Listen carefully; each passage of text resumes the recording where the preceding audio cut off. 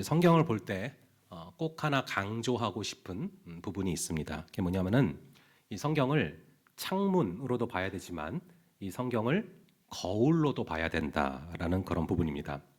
이 창문으로 바라본다는 것은 성경을 통해서 이 세상을 보는 거죠. 그것도 굉장히 중요합니다. 그런데 성경을 볼 때 반드시 잊지 말아야 될 것은 이 성경을 거울로 해서 바라봐야 한다라는 것이죠. 이 말씀을 통해서 거울로 내 자신을 살펴봐야 한다라는 것입니다. 우리가 창문으로만 보면 항상 말씀을 통해서 남을 봐요. 그런데 이 말씀을 거울로 해서 내 자신을 정확하게 점검하고 살펴볼 그럴 필요가 있다라는 것이죠. 오늘 읽은 구절은 참 어두운 구절이죠. 우리가 성경을 읽다 보면 희망차고 밝은 그런 내용들도 나오지만 오늘처럼 어둡고 실패한 그런 기록들도 여과 없이 그대로 기록이 되어 있습니다. 그런데 타산지석이란 말이 있지 않습니까? 처절한 실패를 통해서 오히려 우리 자신을 더 되돌아볼 수 있고 그 실패한 이야기들을 통해서 우리가 반드시 깨달아야 될 것들을 더 정확하게 잡을 수 있다라는 것이죠.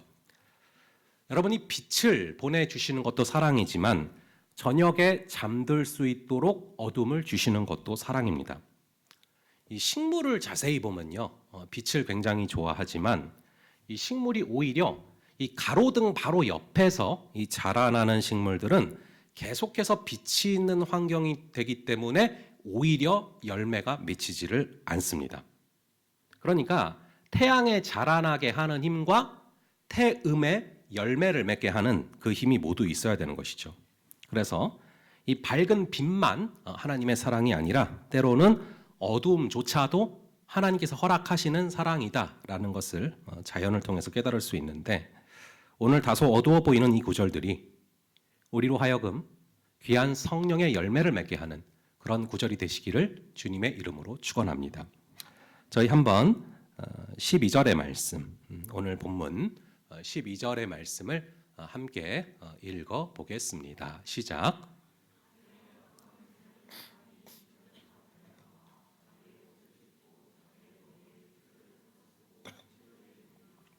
여기서 말하는 진영은 에벤에셀인데요. 여기서부터 실로까지는 30km 정도 되는 거리입니다. 여러분 마라톤이 얼마인지 아시죠? 42.19km 아닙니까? 그러니까 그거보다는 짧지만 그래도 단숨에 달려오기는 참 쉽지 않은 거리죠. 그런데 그 긴 거리를 달려온 사람이 자기의 옷을 찢고 머리에 죄를 뒤집어 쓰고 실로로 단숨에 달려왔습니다. 이 장면만 딱 봐도 이스라엘 사람들은 굳이 말을 하지 않아도 다 압니다. 굉장히 부끄럽고 수치스럽고 통탄할 만한 그런 일이 생겼구나. 이 행색만 봐도 단번에 알 수 있는 거죠. 기쁜 소식을 가지고 달려왔어도 힘들었을 텐데 이 처참한 소식을 가지고 달려온 이 사람이 얼마나 힘들었겠습니까? 우리 한번 13절부터 15절까지 이 세 구절을 또 한번 같이 볼게요. 13절부터 15절까지 세 구절을 한번 함께 읽어보겠습니다. 시작. 이럴 때는 엘리가 길려 자기의 의자에 앉아 기다리며 그의 마음이 하나님의 괴로 말미암아 떨릴 즈음이라. 그 사람이 성읍에 들어오며 알림에 온 성읍이 부르짖는지라. 엘리가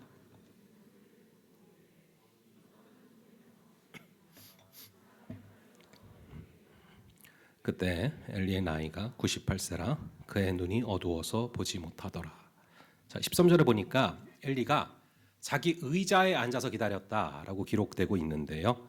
이것은 뭐 어디서 간이 의자를 가져왔다는 게 아니고 대제사장으로서 쓰던 그 자기의 의자를 길거리에 가지고 와서 거기에 앉아서 기다렸다라는 것이죠. 이것은 뭔가 지금 굉장히 의미심장한 기다림을 하고 있다는 것을 얘기해주고 있어요. 단순히 승리냐 패배냐 그 소식을 기다리는 게 아니라 법궤를 전쟁터에 가지고 나갔기 때문에 대체 지금 그 법궤의 행방이 어떻게 됐는지가 너무 궁금한 겁니다. 단순히 궁금한 정도가 아니라 조바심이 났고 그래서 엘리의 마음이 떨렸다라고 표현이 되고 있죠. 불안하니까 나와서 무슨 결과를 갖고 오는지 조바심을 내면서 그 결과를 지켜보고 있었다라는 것이죠. 그런데 온 성읍이 부르짖고 있죠. 왜냐하면 옷을 찢고 죄를 뒤집어 쓴 것만 봐도 이건 더 들을 것도 없는 거예요. 도저히 감당하기 힘든 일이 벌어졌기 때문에 하나님께 살려달라고 지금 부르짖는 것입니다. 이 12절을 보면은 죄를 뒤집어 쓴 이 사람은 전쟁터에서 공식적으로 파견한 그런 전령이 아니죠. 모두가 살육을 당하기 전에 가까스로 도망쳐 나온 그런 사람입니다. 일반적으로 전쟁에서 도망친 자는 즉결 처분이 가능하죠. 그럼에도 이 도망병이 소식을 가져와서 전하는데 그 소식이 뭔지 한번 볼게요. 우리 한번 16절과 17절 이 두 구절을 한번 함께 읽어보겠습니다. 시작. 사람이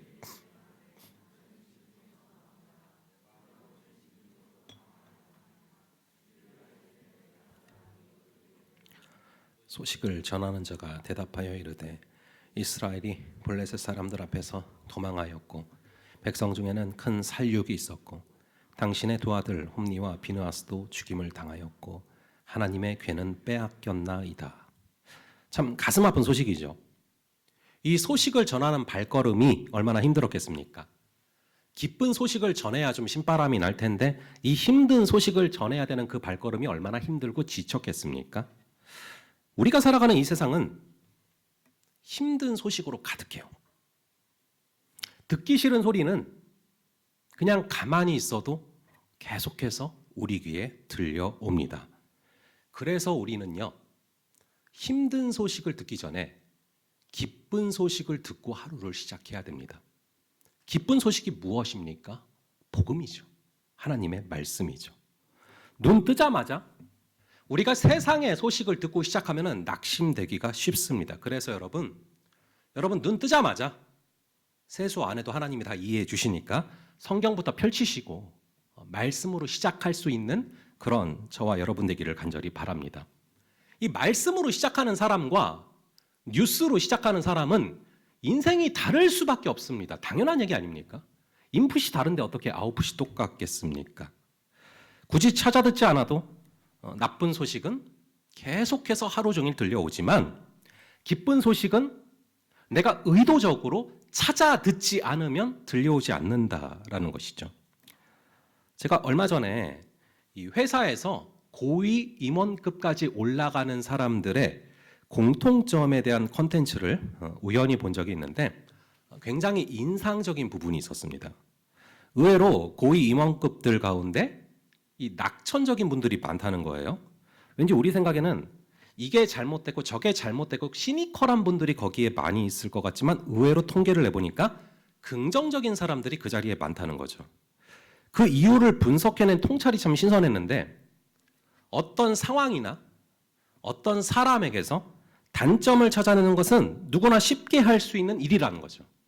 그런데 어떤 사람이나 어떤 상황에서 장점을 찾는 것은 누구나 쉽게 할 수 있는 일이 아니라는 겁니다.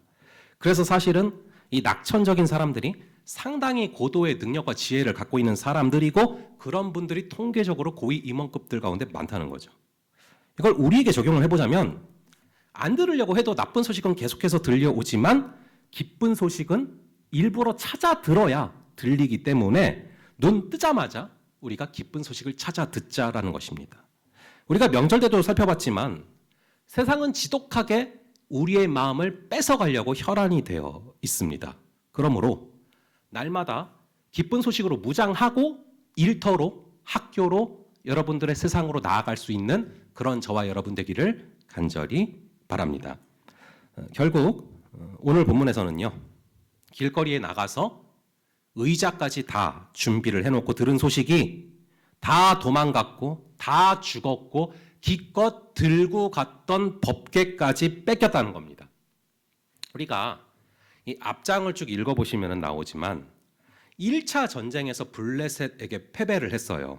그랬기 때문에 이제 2차 전쟁 때 이겨보겠다고 법궤를 들고 나간 건데요. 누가 법궤를 가지고 나가자는 아이디어를 냈냐 하면은 4장 3절을 보시면은 이스라엘의 장로들이 아이디어를 냈고요. 또 제사장은 또 법궤를 내줬습니다. 그래서 법궤를 가져갔으면 전쟁을 이제 제대로 치렀어야 되는데요. 정작 이스라엘은 다 도망치고 이 법궤를 들고 간 이스라엘은 싹 다 흩어졌고 오히려 블레셋은 똘똘 뭉쳐서 전쟁을 승리로 이끌게 되죠. 참 슬픈 그림인데 역설적으로 이 그림보다 신앙인의 잘못된 패턴을 잘 보여주는 그림이 없는 것 같습니다. 이 이스라엘 사람들은 법궤를 가져가면서 법궤만 가져가면 법궤 앞으로 오는 블레셋 군인들이 저절로 다 쓰러질 거라고 생각을 했을 거예요. 법궤가 대신 싸워줄 거다라고 생각을 했겠죠. 그래서 실로의 성막에 있는 법궤를 들고 굳이 전쟁터까지 그거를 들고 나간 겁니다. 근데 정작 실제로 삶의 현장에서 전쟁이 시작되니까 법궤는 그냥 그 자리에 있을 뿐이죠. 오히려 법궤를 가져간 이스라엘이 대패를 하면서 이스라엘 사람들이 다 도망치는 겁니다. 이게 어쩌면 하나님을 믿는다는 우리의 모습과 굉장히 흡사할 수 있겠다는 생각을 하게 됐어요. 여러분, 법궤는 말씀입니다. 우리는 법궤를 실제로 이 세상에서 들고 다니지는 않지만 날마다 읽은 말씀을 가지고서 세상으로 나가는데요. 그 말씀은 얻다 버려두고 죄다 세상에서 도망치면서 다니다가 교회로 도망쳐 오는 그 모습이 어쩌면 우리의 모습이 아닙니까? 이 법궤가 대신 싸워줄 거다라고 생각을 하면서 신앙이 내 일을 그냥 다 대신 해줄 거다라고 착각을 하면서 어떻게 보면 경쟁력이 없는 사람 그리고 영향력이 없는 모습이 우리의 모습일 수도 있습니다. 여러분, 우리는 100% 하나님께 달려있다라는 그런 믿음으로 살아감과 동시에 100% 나에게 달린 것처럼 최선을 다하면서 살아가야 합니다. 저는 직업이 설교자니까 설교로 한번 예를 들어볼게요. 제가 설교를 전하는 것은 하나님의 말씀을 전하는 거고 하나님의 음성을 대언하는 거죠. 뭐 맞는 말입니다. 근데 제가 설교자인데 설교자인 제가 이렇게 논리를 가지고 생각을 하고 이렇게 말을 한다고 한번 생각을 해보세요. 여러분, 설교는 하나님의 말씀이니까 제가 뭐를 전하든 어떻게 전하든 대충 전하든 말든 하나님의 말씀이니까 그냥 들으세요. 이러면 안 된다는 거예요. 설교는 분명히 하나님의 말씀이고 하나님의 음성을 전하는 시간이지만 그래도 그거를 전하는 통로는 인간 사람인 저이기 때문에 정말 목숨 걸고 설교를 준비해야 되는 게 맞는 겁니다. 100% 나에게 달려 있는 것처럼 끝까지 최선을 다하는 게 맞는 거라는 것이죠. 저는 딴 거는 몰라도 말씀 전하는 건 프로가 돼야죠. 여러분들이 일상을 살아가면서 일상도 바쁜데 그 바쁜 시간 가운데 말씀 안에서 보화를 캐낼 시간이 없으니까 그래도 하나님이 적어도 한 명 정도는 밥 먹고 죽어로 말씀만 파라고 밥 먹고 남는 시간 죽어라 말씀 파라고 저 같은 사람 세우는 거 아니겠습니까? 제가 2006년도부터 사역을 시작을 했어요. 그래서 작년 11월 말까지 항상 이제 토요일 저녁은 거의 초긴장 상태로 죽어라 말씀을 가다듬고 준비하고 합니다. 평상시 아무리 준비를 많이 해놨어도 그 전날 부으시는 영감이 있어서 그걸 알기 때문에 죽어라 준비를 해요. 끝까지. 제가 하나님을 안 믿어서 그런 게 아닙니다. 하나님을 믿죠. 하나님의 역사하실 것도 믿어요. 하나님의 역사하시는 것도 많이 봅니다. 그럼에도 제 부족함과 제 준비 안 됨 때문에 하나님의 역사가 조금이라도 줄어들면 하나님의 영광을 가리는 것이기 때문에 그것은 저에게도 여러분에게도 너무나 낭패이기 때문에 저는 진짜로 수능을 준비하기 전날처럼 그런 심정으로 준비를 합니다. 여기 온세계교회 청년부 와서는 제가 사역을 시작한 지 거의 한 17년 만에 처음으로 토요일 저녁 때 모임이 있어서 그거를 다 끝나고 다시 설교를 준비하느라 잠을 거의 못 자고 주일날 올 때도 있어요. 생각보다 힘듭니다. 그래도 하나님의 일이니까 목숨 걸고 준비를 하는 거예요. 여러분, 100% 하나님께 달려있다라는 믿음으로 나아감과 동시에 100% 나에게 달려있다라는 그런 마음으로 또 최선을 다해야 돼요. 다시요. 100% 하나님께 달려있다라는 믿음으로 나아감과 동시에 100% 나에게 달려있는 것처럼 최선을 다하면서 우리가 살아가야 합니다. 그러니까 이 설교는 하나님의 말씀이니까 무조건 받아야지. 이것은 평신도의 입장에서는 너무 중요한 미덕이죠. 너무 귀한 자세가 맞죠. 그런데 제가 그 논리를 가지고 뭐를 전하든 그냥 다 들어 이러면서 어차피 하나님께서 역사하실 건데 대충 준비하면 되지 뭐 이러면은 안 된다라는 것이죠. 그러므로 여러분 우리 모두가 저는 이제 설교로 예를 드린 거고요. 여러분들 각자의 직장에, 각자의 직업에, 각자의 일터에, 각자의 학업에 한번 적용을 꼭 해보시기 바랍니다. 100% 하나님께 달려있다라는 믿음으로 나아감과 동시에 100% 나에게 달려있는 것처럼 최선을 다하며 살아가는 그런 저와 여러분 되기를 간절히 바랍니다. 그럼 여기서 하나 더 깊게 생각해 볼 것은 그렇다면 법궤의 효력이 없었냐? 그건 아니거든요, 원래. 여러분 여호수아가 요단강을 건널 때 어떻게 건너갔냐 하면은 법궤를 들고 걸어갔어요. 그랬더니 이 요단강이 홍해처럼 쫙 갈라졌거든요. 법궤의 효력이 있었단 말이죠. 그리고 이 여리고성을 무너뜨릴 때도 그랬어요. 법궤를 들고서 이 여리고성을 쭉 돌았더니 그냥 여리고성이 무너졌습니다. 그러면은 그때는 됐는데 사무엘서에서는 왜 안 됩니까? 그 이유가 뭘까요?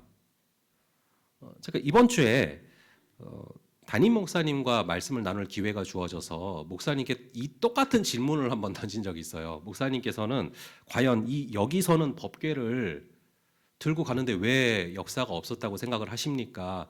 근데 이제 목사님께서 굉장히 딱 정확하게 한마디로 답을 주셨어요. 뭐라고 얘기하셨냐면은 여기서는 이 말씀을 수단으로 생각했기 때문에 이 말씀을 자신의 목표를 이루기 위한 수단으로 생각했기 때문에 역사가 일어나지 않은 겁니다라고 딱 얘기를 하시더라고요. 그렇죠? 말씀이 주인이고 우리가 말씀에 순종을 해야 되는데 여기서는 자신의 어떤 전쟁을 이루기 위한 수단으로 자신이 주인이 되고 말씀을 수단으로 썼기 때문에 법궤는 똑같은 법궤인데 역사가 일어나지 않은 거죠. 맞는 말씀이라 생각을 했고요. 플러스 우리가 여호수아서 6장 2절과 3절을 보시면 좀 더 정확해져요. 우리 여호수아서 6장 2절과 3절 한번 함께 이 2절과 3절을 한 목소리로 읽어 보겠습니다. 시작.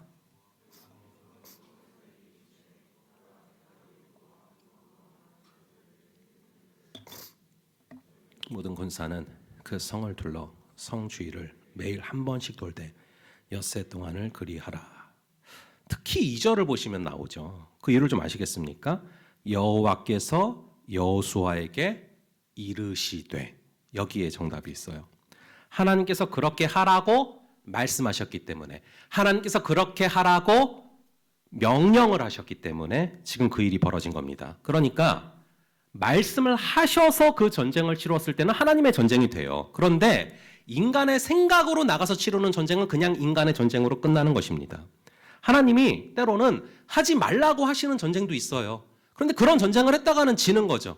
예를 들어서 여러분 잘 아시는 것처럼 바벨론이 침략을 해오고 있는데 우리 하나님께서는 예레미야 선지자를 통해서 전쟁을 하지 말고 항복하라라고 말씀을 하시죠.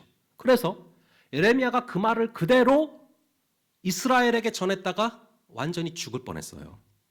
그러니까 이렇게 항복하라고 하실 때도 있고 또 때로는 아수르 군대를 기적처럼 전멸시키실 때도 있죠. 무슨 말입니까? 여러분 베드로가 주님을 어떻게 따르게 됐는지 잘 아시죠? 베드로가 밤새 고기를 잡았어요. 밤새도록 고기를 잡았는데 한 마리도 안 잡힌 겁니다. 그래서 밤을 새고 아침이 돼서 어렵게 그 그물을 다 길고 다시 다 정리를 마쳤어요.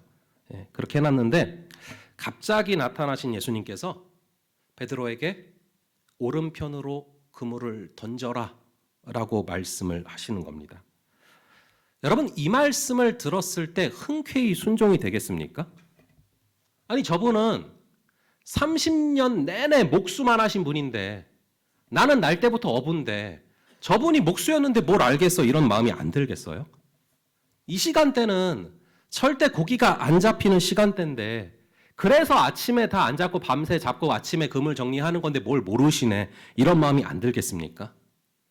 하지만 워낙 예수님이 유명한 분이고 그리고 워낙 맞는 말만 하시는 분이니까 예수님이니까 그래요 던져보긴 할게요 하고 던졌는데 그물이 찢어지도록 잡히죠. 그 순간을 기점으로 해서 베드로가 예수님을 따라가지 않습니까? 내 생각으로는 절대 될 일이 아닌데 말씀대로 했더니 말씀이 그대로 이루어져요. 이거를 붙드는 게 바로 신앙입니다. 그러니까 법궤 자체를 중요시 여기는 신앙과 법궤 안에 들어있는 돌판, 즉 말씀을 중요시 여기는 신앙이 있어요. 법궤 안에 든 그 말씀을 중요시 여기는 신앙은 참된 신앙이지만 법궤 자체에 효력이 있다라고 믿는 것은 그냥 자기 신념이고 자기 생각이죠. 여러분 우리가 이 신념과 신앙을 혼동해서는 안 됩니다. 자기 확신을, 자기 생각을 마치 신앙인 것처럼 착각하는 경우들이 많아요. 그런 사람들에게 오늘 법궤 사건은 그야말로 주님께서 보여주시는 표징이죠.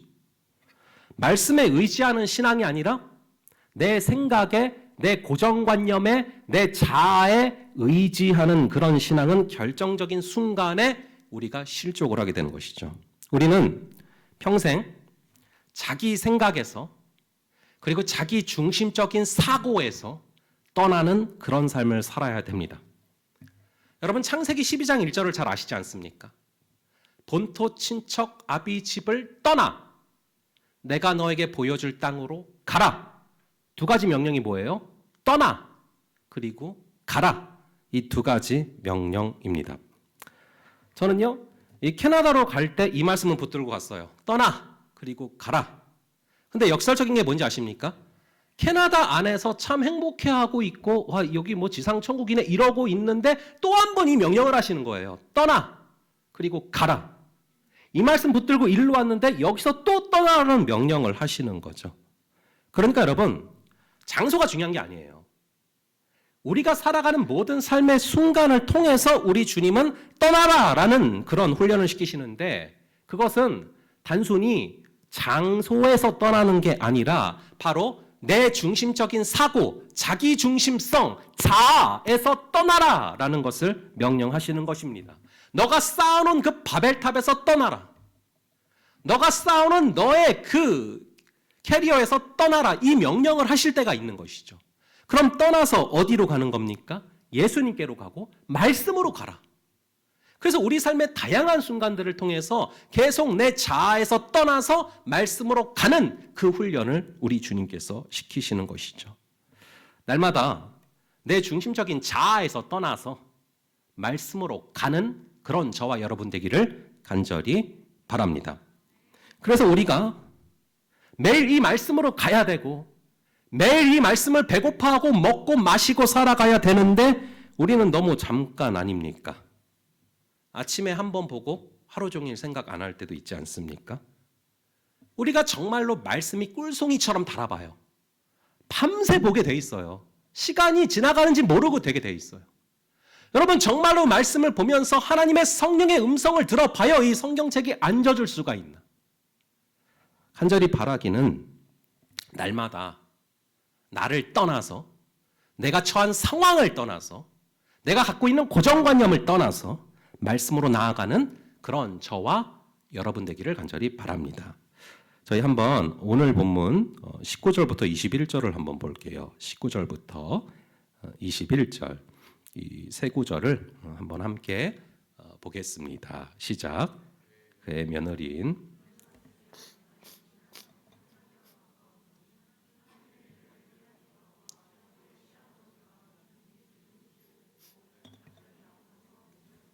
해산하고 죽어갈 때 곁에 서 있던 여인들이 그에게 이르되 두려워하지 말라 내가 아들을 낳았다 하되 그가 대답하지도 아니하며 관념하지도 아니하고 이르기를 영광이 이스라엘에서 떠났다 하고 아이 이름을 이가봇이라 하였으니 하나님의 괴가 빼앗겼고 그의 시아버지와 남편이 죽었기 때문이며. 자, 여기 보시면 비느하스의 아내가 나와요. 이름도 기록이 되어 있지 않지만 이 시대 가운데 그래도 가장 하나님을 경외하는 여인이에요. 그래서 아들이 태어났지만 뭐라고 대답을 하지도 않고 기뻐하지도 않아요.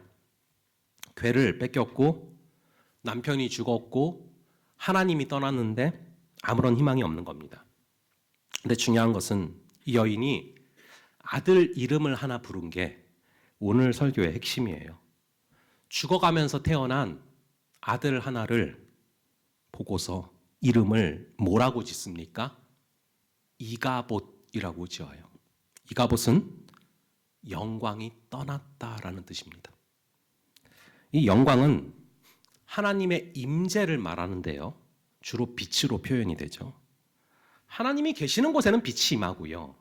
하나님이 계시지 않는 곳에는 어둠이 찾아오죠. 따라서 온 세상은 빛이 있으라 라는 그런 말씀으로 시작이 됐습니다. 어떤 혼돈과 공허도 빛이 임하면 그 무질서가 사라지는 것이죠. 그래서 오늘 본문의 이가봇은 하나님의 임재가 떠나버린 아주 캄캄한 어둠을 의미하는 것입니다. 근데 이 이가봇에 정확히 반대되는 단어가 바로 쉐키나라는 단어예요. 이 쉐키나라는 단어는 하나님의 임재가 임하는 것, 그리고 그 빛이 임하는 것, 이것을 뜻합니다.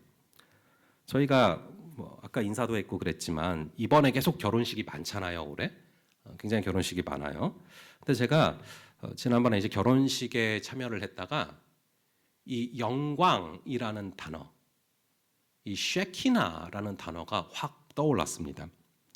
왜냐하면은 제가 그날따라 뭔가 이렇게 결혼식이 굉장히 집중이 잘 되는 그런 느낌이 드는 거예요. 그래서 그럴 리가 없는데 사실은 그럴 리가 없으면 안 되죠. 그런데 왜냐하면 이렇게 사실 솔직하게 이렇게 많이 이렇게 지내온 것도 아니고 이렇게 잘 모르니까 갑자기 죄송해요. 너무 솔직하게 그랬네. 그래서 이제 제가 미리 알던 분들도 아닌데 사실은 왜 이렇게 집중이 잘 되지? 성령께서 역사하셨나 봐 그런 마음이. 근데 보니까 이유가 있었어요. 구조적인 이유가 있었어요. 왜냐하면은 결혼식장 구조가 전체가 다 암전이 되고 신랑과 신부가 서 있는 곳에만 빛이 쫙 들어오는 그런 구조라서 집중이 잘 되는 거예요. 생각해 보니까. 그러니까 다른 건 다 캄캄해서 옆에 누가 있나 보이지가 않아요. 그런데 신랑과 신부와 주례하시는 목사님 계시는 곳에만 스포트라이트가 쫙 쏟아지니까 집중이 엄청나게 잘 되더라고요. 우리도 다 꺼버리고 이렇게 하면 더 잘 될까 모르겠어요. 근데 그게 이상하게 그게 잘 됐어요. 근데 그걸 보다가 하나님께 영광 돌린다는 게 바로 저거구나 라는 그런 생각이 들었어요. 그러니까 여러분, 내 마음이라는 무대가 있어요. 내 마음이라는 스테이지가 있어요. 여러분들도 다. 근데 내 마음에 이것저것 너무 많아요. 이것저것 너무 많은데 다른 것들은 다 암전이 돼서 보이지가 않고 내 마음속에 계신 그 주님께만 스포트라이트가 쏟아지는 그 상태, 그게 바로 주께 영광 돌리는 상태, 쉐키나인 거죠. 세상과 나는 간 곳이 없고 구속한 주만 보이도다. 나의 마음속에 있는 수많은 세상의 것들, 얼마나 세상 것들이 많습니까? 나의 마음 안에. 그 세상 것들, 그리고 나의 마음속에 지독한 내 중심적인 사고. 그런데 어느덧 세상과 나는 간 곳이 없고 내 마음속에 구속한 주에게만 스포트라이트가 쏟아져서 나머지는 다 암전되고 오직 구속한 주만 보이는 상태, 그게 바로 주께 영광 돌리는 상태라는 것이죠. 그런데 그게 아니라 계속 내 마음속에 내 중심적인 그 사고에만 빛이 쏟아지고 세상에서 추구하는 수많은 것들, 돈과 명예와 권력 이런 것에만 스포트라이트가 쏟아지고 내 마음속에 계신 주님은 암전이 돼서 전혀 보이지 않는 상태, 그게 바로 이가봇인 거죠. 여러분의 마음은 이가봇입니까? 쉐키나입니까? 간절히 바라기는 세상과 나는 간 곳이 없고 구속한 주만 보이는 그 쉐키나가 우리들의 마음이 되기를 간절히 바랍니다. 그럴 때 우리는 내 중심적인 사고에서 떠나서 나의 자아에서 떠나서 날마다 말씀으로 가는 예수께로 가는 그런 우리 이 청년 함대가 될 줄로 믿습니다. 우리 이 시간 들은 설교를 생각을 하시면서 잠시 묵상하는 시간을